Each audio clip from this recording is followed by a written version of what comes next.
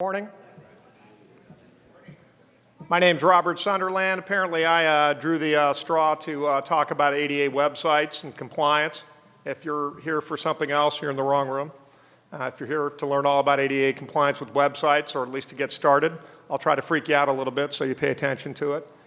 A little bit about my background. I've been defending brokers and agents for 19 years. My law firm's in Rancho Bernardo. We also have offices in Northern California. My work's been exclusively with brokers and agents for that entire period of time.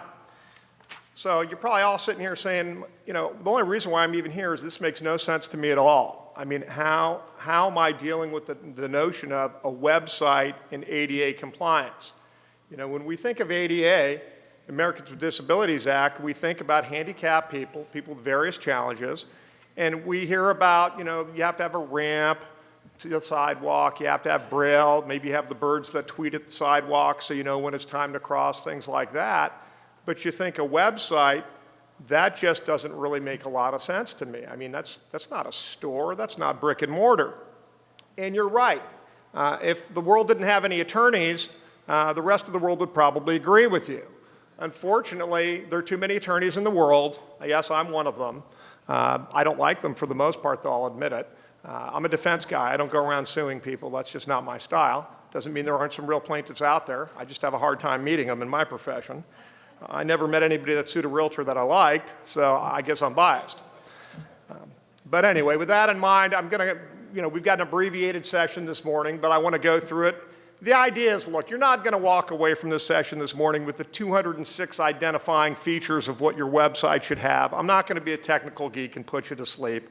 I'm just going to sensitize you enough to realize that, yes, it is an issue, and I'm going to give you some pointers in the direction that you need to head, and then I'm going to explain to you kind of the rationale behind it. So when you talk to your agents about these things, because a lot of you have agents that have their own websites, but they have your name on them, because, you know, obviously we don't want them looking like they work for their own brokerage when they work for a broker that's you, because that's a BRE issue. You may have some responsibility for that, and that may be a little surprising. So it's a combination of you making sure you're in compliance and also empowering you with the tools to make sure that your agents aren't getting you in trouble. Because at the end of the day, it all comes back to the broker, doesn't it? That's who the BRE sends the letter to when it's an issue, and usually when the lawsuit gets filed, somehow the broker is going to be involved in that, as we know. So a lot of you are going to say this is ridiculous, I don't agree with it, I don't like the law.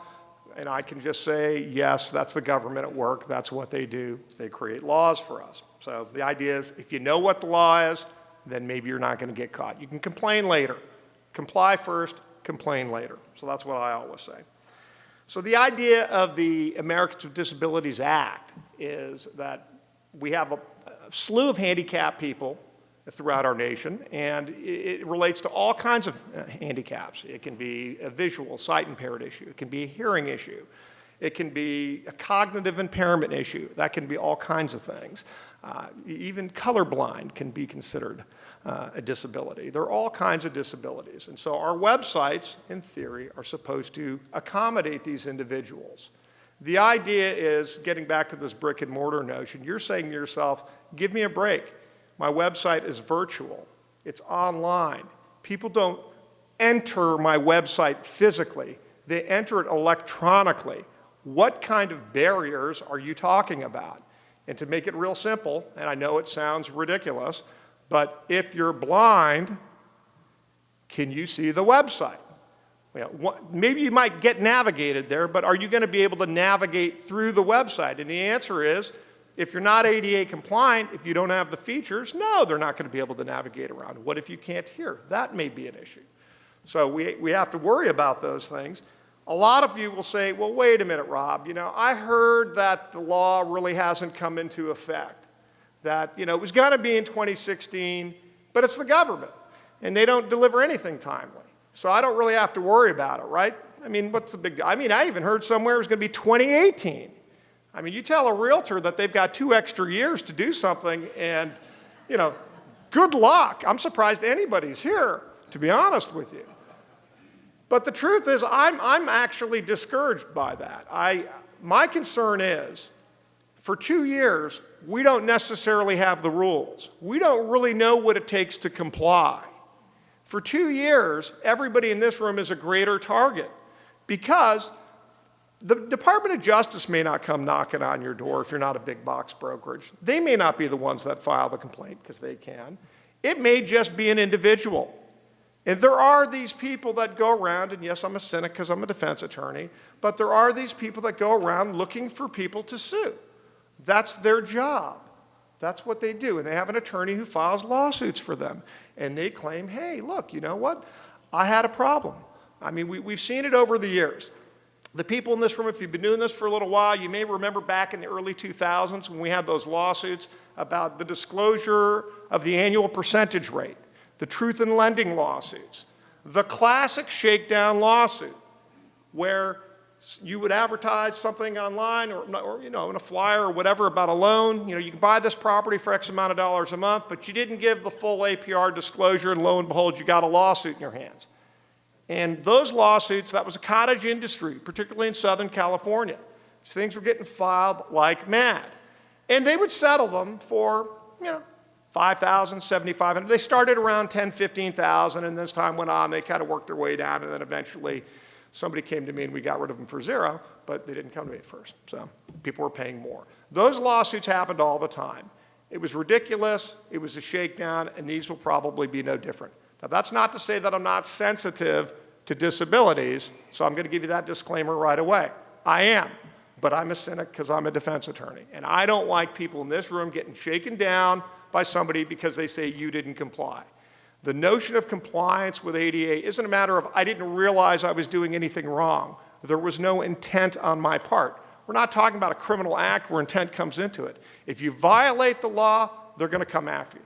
If it's not the DOJ, it can be a Department of Justice, it can be an individual that's basically going to file an action against you saying, here's the problem. And without the laws being clarified, how do you know whether you're complying or not? Of course, you'll say, how can they prove that I violated it? And they look no further than to our government. They look to the Department of Justice. When the Department of Justice files these things, the Department of Justice says, oh, we have guidelines we think are appropriate. Now, I haven't read a law that says they're appropriate because I haven't really written the law yet. Because when the ADA was created, the internet wasn't a big phenomenon. No one was using it. So they didn't consider that aspect of it. But the Department of Justice will say, we think you should do all these things. And then you've got to sit there and defend it. As a target without the law, you're a perfect person for an individual to come after to sue, because what they're going to say is, here's everything the government's been saying in all their rulings. Here are all the court rulings that we've seen so far across the land. We don't think you're complying with any of this. And it isn't necessarily the big brokers that have to worry as much. Yes, they're a deep pocket. Yes, they're attractive. But they can afford to fight these things. The Netflixes and the Home Depots of the world that have been sued, they fought these things. Sometimes they've lost. Mostly they settle. But you, if you're not that large, you're perfect. If you're a broker with more than 15 employees, basically, you're a target. Because the idea is, let me go get them, let me sue them, and they're going to want to write me a check for a small amount of money rather than paying their attorney a lot of money. The classic shakedown. They've got the inherent leverage against you using the system. Because the damages that a plaintiff can get under the Act are significant. They can get their personal damages, they can get their attorney's fees, and of course, if the DOJ is involved, they can give you a $55,000 penalty for the first violation, $110,000 for each violation thereafter. So that'll get your attention. So certainly it's a concern. Now, some of you might say, but I've done the research. I've looked at it. And I don't really see where it says that realtors are accountable. Well, NAR is obviously worried about it, CAR's worried about it, SDAR's worried about it, because they've looked at the cases that are out there. And basically what it comes down to is an issue of what they call public accommodation. Do you have a business of public accommodation? Retail stores certainly are considered that. Realtors will say, well, I don't necessarily have a retail store. I'm offering a service, but that's not a retail store. Well, the courts disagree. And they look no further than to the lawsuits of the land talking about where you're likened to a merchant selling a product. It's no different. In fact, we have people that get hurt at open houses, and our insurance sometimes even covers that because they say that was your retail business out in the field. That's when your commercial general liability policy probably picks up as opposed to your, for the bodily injury. So there are those aspects that you have to worry about. As far as the cases go, people say, oh, you got to be making this stuff up. It's crazy. Well, actually, the big case started back around 2006. It was kind of the genesis of this, many say, and it was a case against Target. They decided, well, you know what, Target? We think you guys are inaccessible to the blind. And I've gone to your website, and when I want to buy something from Target.com, it's no different whether I go into your store and I want to see it on the shelf, and I'm trying to get in your store, I'm trying to get in your website. But the idea was you're inaccessible to the blind. So the National Federation of the Blind said, we're going to sue you. We're going to sue you on behalf of these similarly situated plaintiffs. And lo and behold, the court went through all the analysis. And way back then, they said, yes, your website is just like brick and mortar. There's no difference. That's where it started, basically. And that was a big case. So it's been going on for a while. But now it's, time goes on, it goes a little further. Netflix gets sued. In Massachusetts, they get sued. And the court says, you know what? You're right. You're not accessible to the deaf. There's a problem there. In California, Netflix gets sued and eBay gets sued. And the court says, no, we think that you're not necessarily brick and mortar. So people said, all right, well, good. I'm in California. I'm safe. I don't have to worry about it. Terrific. And if that was the end of it, that would be fine. But we go a little further, and we get a few more lawsuits in California, and they say, no, it is brick and mortar. You're absolutely on the hook. Who's been sued for this stuff? I mean, JCPenney, the National Basketball Association. All kinds of people have been sued out there. And they're looking for their attorney's fees. They're looking for injunctive relief. Injunctive relief is when somebody will stop you from behaving in a certain way or require you to behave in a different way to comply. That's kind of the leverage, because it can be very costly when you have to do this. The other thing you have to think about from a compliance perspective is, and this is my own personal rant, perhaps, dealing with IT-type people. I'm kind of a product of my age. The internet wasn't really a big deal, perhaps, when I was younger. I remember when I had to get my results from the bar exam. That was the first year that they released them online. You didn't have to wait for it to be published. But I didn't have internet access. I had to have somebody else dial up on their slow modem and listen to the squeaking in the background and figure it all out. That's when I found out I passed. Somebody else told me. So I don't necessarily always appreciate those folks. The problem that I find with IT people generally is their idea of exercise and speed and grace is about what it takes to reach for a bag of Cheetos in the remote. They're slow, and you're at their mercy. They move at their own speed. If you think you're going to have somebody come after you in a lawsuit and you're going to try to start complying then, and you've got to search somebody out to help you with your website, that's not the time to do it. If you're creating a website, if you're improving your website, now's the time to start looking into this stuff. And there's another reason to do it. It's not just legal compliance. It's search engineering optimization. It's SEO efforts. When you have tags next to photos that say what it's about, when you have more descriptive text within certain tags, those things optimize people doing their Google searches and their Bing searches to find you. So it actually will drive more traffic. People that work with SEO compliance, or enhancements, tend to get almost halfway home in terms of where they need to be with this stuff. So there are economic reasons that are positive for doing this. It's not just about money coming out of your pocket. So the law, what is the law? You say, okay, great, you tell me all about it, but what is it? And it's in a state of flux. There's an attorney basically giving you kind of non-speak. What does that mean? It means that the Department of Justice said, we're going to tell you in 2016 what the law is. And then they were the government, sort of like rolling out TRID and talking about TRID. You remember how that was? They delayed it, and they delayed it, and they had comments. And then the last excuse they gave you, I couldn't believe it. They basically said, we're going to delay it until after the school year starts because we know people are busy. And I'm thinking, what a horse, what a crock, because you really care. No, you're delaying it because you're just the government taking your time and you can't get your act together. It's a personal rant, I know. That's why I do this. It kind of helps me. So the same thing here. They basically say it's going to take more time. They say, don't worry about us. We're going to actually give you, they said, a supplemental advance notice of proposed rulemaking. That's a room full of people basically saying, how many different words can we throw at it to justify our existence? So we're going to make it sound real fancy. We're going to basically tell you in advance kind of sort of what we think it's going to be so you can start driving your efforts in that direction. Okay, fine. They said they were going to do this. They said that we were going to have it a long time ago. Then they said, oh, you know what, we need to get public comments from the industry. So we're going to wait. You know what, we're going to delay those public comments, and they're only going to be due August 8th. And then before August 8th, they said, oh, you know what, they're going to be due on October 7th. Maybe they wanted to wait till after Halloween because they care again. I don't know. So October 7th.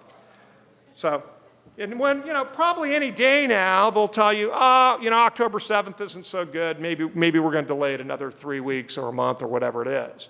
So they're not even really kind of giving us the supplemental criterion. But if you want to know what the rules are going to be, generally, you look to see what has been done in the past. If you want to see what the government's going to do, if they've already had rulings on point, you're going to get a pretty good idea they're predisposed to go in that direction. So they basically say, well, okay, what we're going to do is we really want to incorporate what the industry is saying, and we're going to deal with some crazy acronym. We get into all kinds of what I call alphabet soup with this stuff. And that is, they said we're going to have the Web Content Accessibility Guidelines. That's kind of these guidelines that exist out there. And they have different levels of compliance. They have one that's an A, and then they have AA, and I'm thinking you probably need to go to AA if you're reading those things because it's a killer. And then they have AAA, and it has nothing to do with the auto club, but basically they're looking at an AA level of compliance. And then you say, okay, so you got this web content accessibility guideline. Those are already out there. Those have been created. So you can look to those. And you say, who creates this stuff? Where does this stuff even come from? Well, that comes from the World Wide Web Consortium. Well, who's that, aside from some crazy acronym where they call it the W3C? Well, that's a host of companies, basically, that get together and say, let's talk about, we're going to have a staff, and we're going to talk about what it's going to be. Who are these companies? They're people like Bloomberg, Boeing, British Broadcasting Corporation, Canon, Dropbox, Facebook, Hewlett-Packard. All these large technical companies, because they know this stuff is going to impact them. They know it's what they're dealing with. So you have a massive bureaucratic event going on with all of these people in the private sector trying to get the government to adopt things. Bottom line is they've created their own rules because they said if we don't do it, some idiot's going to do it that knows less about our industry than us. So that's why they've done it. And of course, the government is more likely to adopt those guidelines. Now, if I were a cynic, I'd say, gee, let me guess, you're probably also promoting your own business in there somehow, or you're going to be the most capable of doing it. Whatever. That's just the way that it is. So there's all kinds of protocols about what it takes, but in a nutshell, what does it mean? It means if you have a website, for example, and you go to click on something, you can click on it to buy something. Next to that button, it should say, if you want to buy product X for $19, it would say buy product X for $19. That would be next to the button. Screen readers, okay, for the handicapped, if they're blind, they'll read the screen, they'll read the text. But you have to have the text there that they can read. If the text doesn't describe what the button says, well, that's going to be a problem. Deaf people have to be spoken to. If you're deaf and you're blind, I'm not really sure what it is they need to do. That's what the expert's going to help you with. But you're going to have to deal with it. Bottom line is, it's not going away. Everybody here is going to be a target. They already are. The lawsuits are happening. People say, okay, yeah, again, I know he talked about these big companies. But we had a lawsuit just recently up in San Bernardino County. It was filed, and guess what? They sued an individual saying they're not accessible to the handicapped. And the court, in a summary judgment action, which means without going to trial and without going through all the brouhaha, basically said, based on what I see, yes, the plaintiff is right. The plaintiff was discriminated against. You were not ADA compliant. And there came the judgment. And the court didn't care that that plaintiff had filed 9 other lawsuits alleging the same thing against other individuals. They said, you win because there isn't compliance. You could be sued in state court, you could be sued in federal court. The other thing about it is, for the perfect shakedown, this is the part that totally blows me away, so I'll just rant a little more. They don't really tell you always how to comply, but the government makes it really easy to complain. Because complaining is kind of the American way. We get to speak, we get to voice our opinions. So you can go to the DOJ website, if you can click a mouse, a couple clicks, you can file a complaint like that. It's just that easy. So you need to show that you're undertaking some efforts to comply. There is an exception, you'll hear about it. What if it's an undue hardship for me? Well, sure, that's nice, that helps. But how would you know it's an undue hardship if you haven't even looked into what it's going to cost, and you can't show that you've done any research into it, and you haven't consulted with anybody about it? There are companies out there that work on accessibility issues, that work on ADA website compliance. You need to start talking to those people. You need to start finding out what it costs to do. If you're creating your website, do it now. If you don't do it in the creation, reverse engineering it afterwards, they're essentially going to create a brand new website for you. It's going to be easier than, they'll take some of the content, but they're going to have to start from scratch. So, think about that. I know a lot of people say, do I really have to? Should I really bother? It's going to happen. It's coming. I don't like paying for something twice. That's just not my style, not the same thing. So if I'm creating a website or I'm doing improvements on my website, now's the time that you need to do it. A lot of you will say, well, I don't have 15 employees. I have independent contractors. I hear that all the time from realtors. They're all independent contractors. They remind me of that all the time when they don't want to listen to me, and I have to tell them, but I'm your broker or whatever. And the answer to that is, they're considered employees. That's why you have to have workers' comp for them. So with that in mind, obviously we started a little late, but we're out of time. What I'll do is I'll kind of stay off to the corner. If you guys want to complain to me, I'll listen to you. I'll hear you out. I didn't create the laws, but I'm compassionate, so I'll give you a moment for that, all right? Thank you.